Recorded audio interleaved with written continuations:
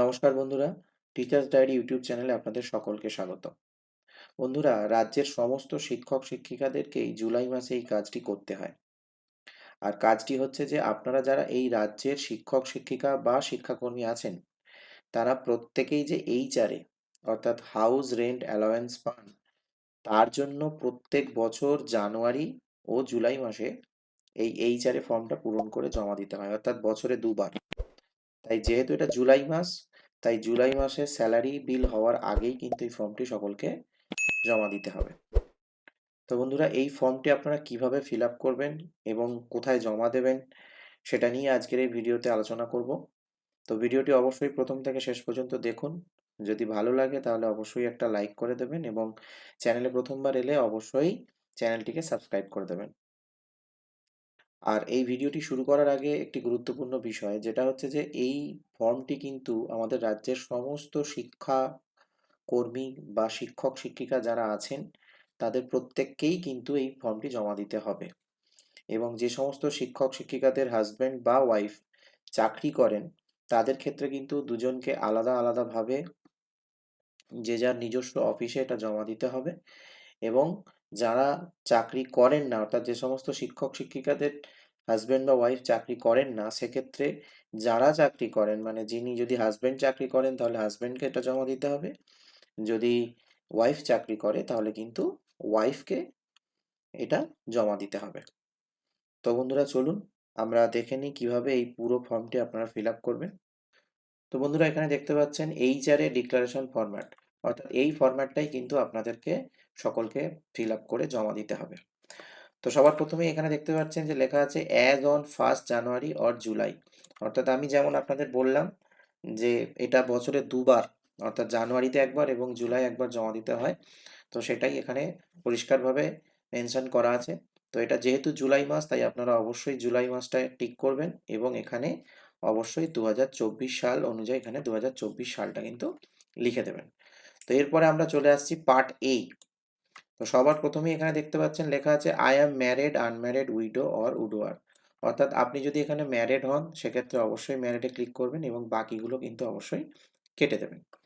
তো তারপরে যেটা হচ্ছে সেটা হচ্ছে যে name of the school or office, অর্থাৎ name of the office or school, মানে আপনি যে অফিসে চাকরি করেন বা যে স্কুলে চাকরি করেন সেই স্কুলের নাম এখানে লিখতে হবে। তারপরে দেখতে পাচ্ছেন নেম অফ দ্য এমপ্লয়, অর্থাৎ এখানে আপনার নিজের নাম লিখবেন এবং ডেজিগনেশন অফ দ্য এমপ্লয়, অর্থাৎ আপনার যে যার অফিসের বা স্কুলের যার যেরকম ডেজিগনেশন থাকবে সেটা এখানে লিখতে হবে। তো এরপরে যেটা সবথেকে গুরুত্বপূর্ণ বিষয় সেটা হচ্ছে যে এমপ্লয়িজ প্রেজেন্ট পে, ব্র্যাকেটে দেখুন লেখা আছে band pay or grade pay, অর্থাৎ আপনি বর্তমানে যে বেসিকটা পাচ্ছেন, মানে জুলাই যেহেতু আমাদের একটি করে ইনক্রিমেন্ট হয়, তো সেই ইনক্রিমেন্টটা সহ যেটা এখানে হবে সেটাই কিন্তু এখানে আপনার লিখতে হবে। অর্থাৎ আপনার যে বেসিকটা এখানে ইনক্রিমেন্টের পরে দাঁড়াবে, সেই ইনক্রিমেন্ট সহ এখানে লিখতে হবে। আর এরপরে যেটা দেখতে পাচ্ছেন যে এইচআরএ, অর্থাৎ আপনার যেটা বেসিক হবে জুলাইয়ের যা বেসিক, সেই বেসিকের 12% কিন্তু আপনার যেটা হবে সেটাই কিন্তু এখানে আপনাকে এইচআরএ হিসাবে লিখতে হবে। তো তারপরে দেখুন অপটেড ফর স্বাস্থ্যসাথী, অর্থাৎ আপনি কি স্বাস্থ্যসাথীর জন্য অ্যাপ্লাই করেছেন বা স্বাস্থ্যসাথী কার্ড আপনার আছে। তো সেটা যদি থেকে থাকে তাহলে ইয়েস, যদি না থাকে দেন নো করবেন। তো whether you get Swasthya Sathi card, যদি স্বাস্থ্যসাথী কার্ড আপনি পেয়ে থাকেন সেক্ষেত্রেও এখানে কিন্তু ইয়েস বা নো করে থাকবেন।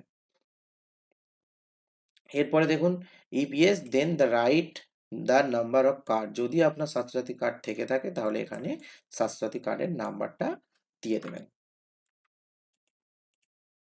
তারপরে দেখুন এখানে আছে আপনার ডেট, তারপরে এখানে হচ্ছে আপনার সিগনেচার অফ এমপ্লয়ি, অর্থাৎ এখানে আপনার নিজের সিগনেচারটা করে দেবেন।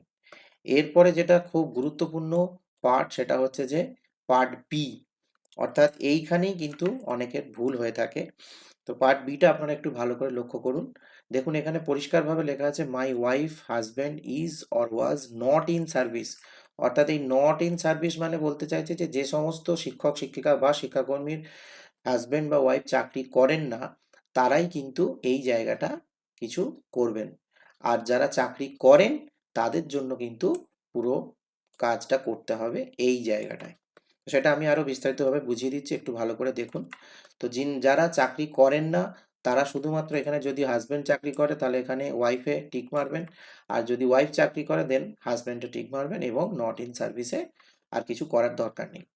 কিন্তু যদি এখানে চাকরি করেন সেক্ষেত্রে কিন্তু যদি হাসব্যান্ড চাকরি করে তো স্পাউসের নাম এখানে লিখতে হবে এবং তিনি কোন অফিসে চাকরি করেন সেটাও যেমন লিখতে হবে, অফিসের অ্যাড্রেসটা এখানে লিখতে হবে এবং স্পাউসের কতটা প্রেজেন্ট পে এখন, অর্থাৎ যেমন আপনার নিজের ওখানে পার্ট এ তে যেমন লিখেছিলেন এখানে স্পাউসেরও কিন্তু সেই প্রেজেন্ট গেট পেটা কিন্তু লিখতে হবে। তো এরপরে যেটা দেখতে পাচ্ছেন, এরপরে হচ্ছে স্পাউসের এইচআরএ, অর্থাৎ স্পাউস যেটা এইচআরএ পায় তার যে বেসিক সেই বেসিকের 12% অনুযায়ী এইচআরএ। এবার এক্ষেত্রে কিন্তু আপনারা একটু একটা জিনিস খেয়াল রাখবেন, সেটা হচ্ছে যে আপনাদের কিন্তু এটা মাথায় রাখতে হবে যে 12,000 টাকার বেশি কিন্তু আপনারা দুজনে মিলে কোনোভাবেই এইচআরএ পেতে পারেন না। অর্থাৎ আপনি যদি 7,000 টাকা পান তাহলে আপনার স্পাউস সেটা পাবে 5,000 টাকা। আপনি যা পাবেন সেটা 12,000 টাকাটাকে দুভাগে ভাগ করেই কিন্তু আপনারা এইচআরএটা পাবেন।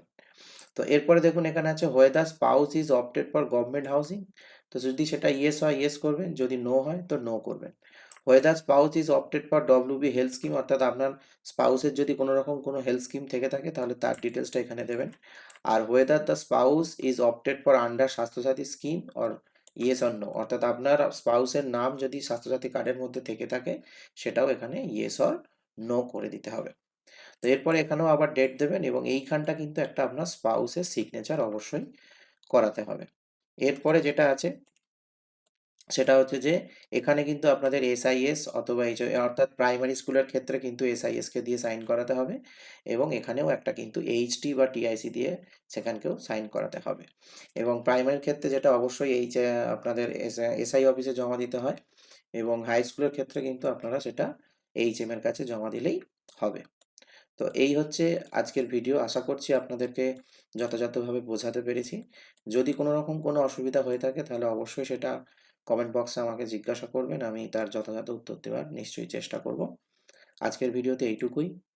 ভালো থাকবেন, সুস্থ থাকবেন। ধন্যবাদ।